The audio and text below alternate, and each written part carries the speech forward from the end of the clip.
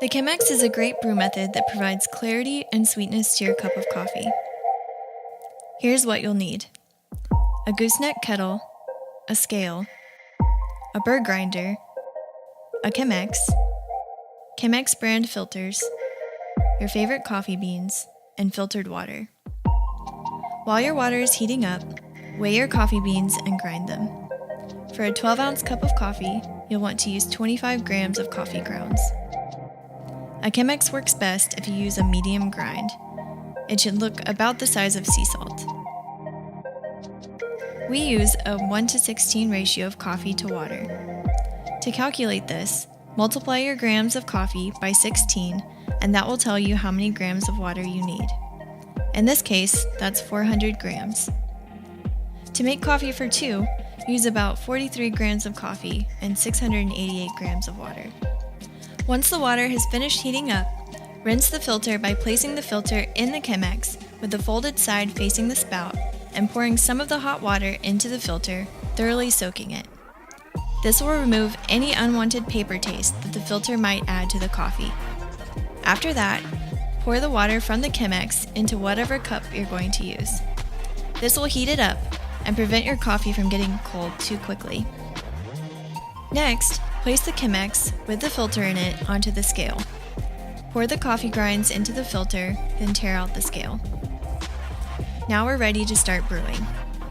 First, you'll want to let the grounds bloom. To do this, pour just a little bit of your hot water over the grounds, just enough to soak them. This is called the pre-brew. It allows any unwanted gases in the coffee to be released that might negatively affect the taste of the coffee. This should be no more than double the amount of grams of coffee that you started with. So if you started with 25 grams of coffee, don't pour any more than 50 grams of water for the bloom. As soon as you finish pouring the bloom, start your stopwatch. Wait until the stopwatch hits 30 seconds and then start pouring. The goal is to pour slow and steady enough to have 400 grams by the time you hit 2 minutes on your stopwatch. So make sure to pour slowly and consistently. This is way easier when you're making coffee for two, because you don't have to pour as slowly with a larger dose. Start close to the middle and pour in quarter-sized circles, and then go out from there, pouring in tight circles, out towards the edge and then back towards the middle. In and out. Make sure not to pour too close to the edges.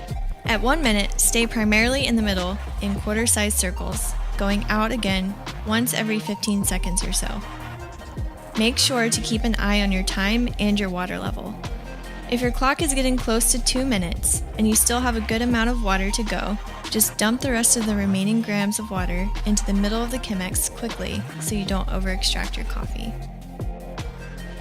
While you're waiting for the coffee to finish brewing, pour out the water from your coffee mug. Once the coffee is finished brewing, throw away the filter and grinds and swirl the Chemex.